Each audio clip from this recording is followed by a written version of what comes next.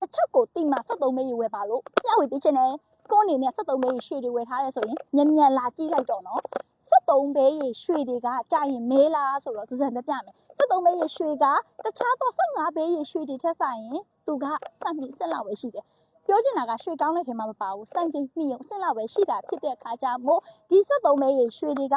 ကြောက်ဝတ်တဲ့ခါကျရင်အယောင်နွမ်းတော့လွယ်ပါတယ်ဒါပေမဲ့စူဇန်တို့ရွှေတိုင်းကပဓာနဲ့ထိရင်အယောင်ကျမြန်တယ်ဥပမာလိုရှင် skin care makeup တနက်ခါစက်ပြစသည်ဖြင့်အဲ့လိုပစ္စည်းတွေမှာ chemical ထဲမှာအမှတ်မတင်ပဓာပါလာတယ်ဆိုရင်တော့ရွှေတွေကမဲသွားတာမျိုးတော့ကြုံရပါတယ်73မေးမှာမဟုတ်ဘူး75မေးလည်းပဓာထိများတဲ့အခါမှာမဲသွားတာရှိပါတယ်ဒါကြောင့်မို့ကို့အနေနဲ့ရွှေကိုဝယ်မယ်ဆိုရင်75မေးကတော့ quality ကောင်းဆုံးပါ73မေးကတော့တကယ်တော့ကိုက